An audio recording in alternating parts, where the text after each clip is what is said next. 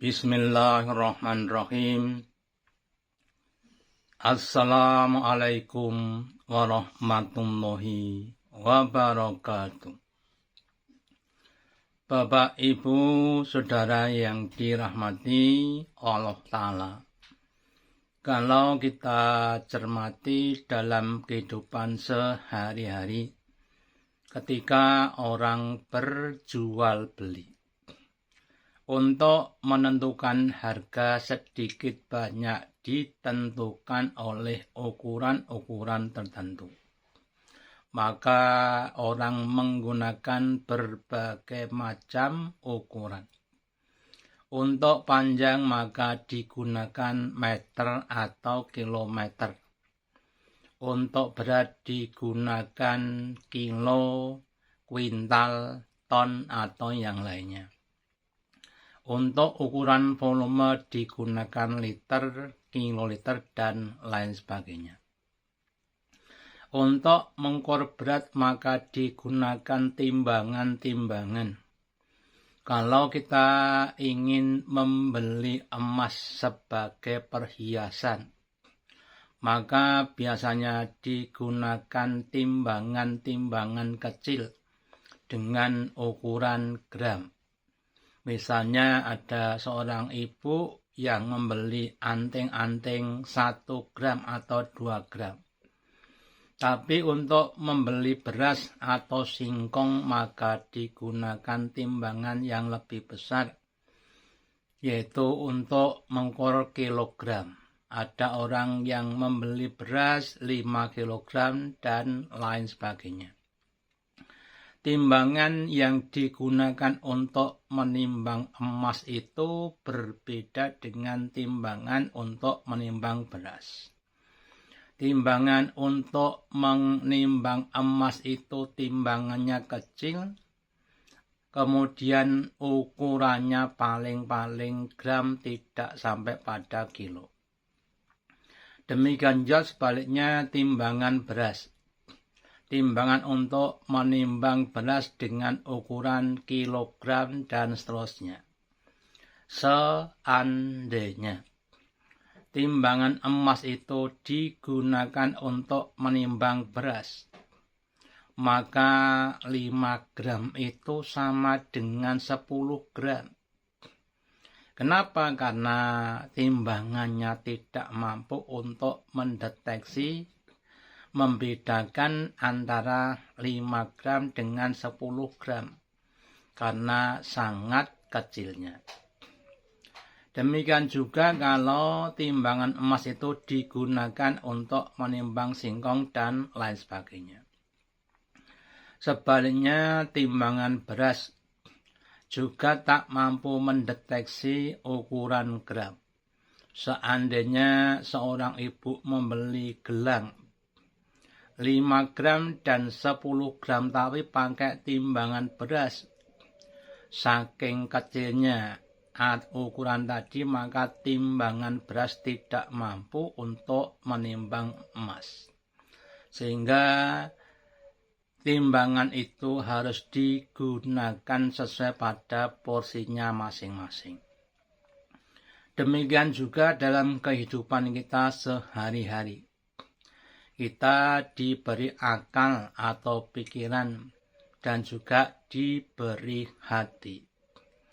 Untuk hal-hal tertentu maka pikiran kita gunakan untuk mendeteksi, untuk memahami dan untuk menentukan suatu perbuatan yang akan kita lakukan. Misalnya dalam hal kita makan, kita ingin makan yang bergizi, ingin makan yang menyehatkan badan dan lain sebagainya. Maka akal kita dapat digunakan untuk memikirkan makanan apa yang bergizi, makanan apa yang menyehatkan dan lain sebagainya.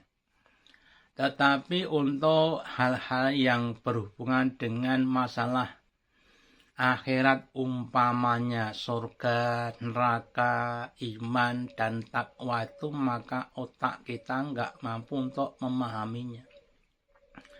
Contohnya saja umpamanya bab masalah kenikmatan surga yang digambarkan Nabi dengan dalam sebuah hadisnya, a'datu li ibadi sholihin ma ainun ro'at. Allah berfirman, aku siapkan, aku sediakan untuk hamba-hambaku yang soleh, yaitu suatu kenikmatan yang belum pernah dilihat oleh mata. Wala udhunun sami'at, dan belum pernah didengar dengan telinga. Wala khalat fi qalbi basar, dan belum pernah terdetakkan, terpikirkan dalam hati manusia. Itu adalah kenikmatan surga yang sesungguhnya. Sehingga otak kita nggak akan bisa menentukan dengan pasti, dengan benar kenikmatan surga. Apalagi tentang dzatiyahnya Allah Ta'ala. Ketika Nabi Musa matur kepada Allah Ta'ala, ya Allah, tunjukkanlah dirimu kepadaku. Maka kemudian Allah Ta'ala berfirman kepada Nabi Musa, wahai Musa, lihatlah gunung itu. Jika kamu mampu melihat gunung itu, dan kamu dalam keadaan tidak pingsan, maka kamu akan bisa melihat aku. Akan tetapi ketika Allah akan mewujudkan dzatiyahnya, maka gunung itu pun pecah dan Nabi Musa kemudian pingsan. Itulah menunjukkan bahwa otak kita nggak mampu untuk melihat dzatiyahnya Allah Ta'ala. Demikian juga ketika Nabi Muhammad SAW Isra dan Mi'raj sampai ke Sidratul Muntaha. Nabi Muhammad juga nggak mampu untuk melihat dzatiyahnya Allah Ta'ala. Demikian juga tentang ruh. Ketika sebagian orang bertanya kepada Nabi tentang ruh. Yas'alunaka 'anir ruhi. Mereka bertanya kepada Muhammad tentang ruh. Qul, katakanlah bahwa ar-ruhu min amri Rabbi. Roh itu adalah perkara urusannya Allah Ta'ala, urusan Tuhanku. Dan Allah tidak memberikan pengetahuan tentang roh kecuali cuma sedikit. Sehingga saat ini kita nggak mampu untuk melihat bentuknya roh, besarnya roh, warnanya, dan lain sebagainya. Dan itu harus diimani. Demikian juga untuk perkara-perkara yang lainnya. Maka dalam hal iman, Nabi bersabda bahwa al-imanu hahuna. Iman itu di sini sambil menunjuk pada dadanya atau hatinya. Bukan menunjuk kepada akal atau kepalanya. Kenapa? Karena iman kadang-kadang memang tidak bisa diakal atau dipikirkan. Maka mari kita berusaha untuk meletakkan sesuatu pada tempatnya. Menggunakan timbangan emas untuk menimbang emas, jangan digunakan untuk menimbang beras atau yang lainnya. Demikian juga menggunakan timbangan beras untuk menimbang beras. Jangan menggunakan timbangan beras untuk menimbang emas. Demikian juga kita gunakan akal kita, pikiran kita untuk hal-hal yang dapat kita pikirkan. Untuk hal yang tidak bisa kita pikirkan, jangan dipaksakan untuk berpikir.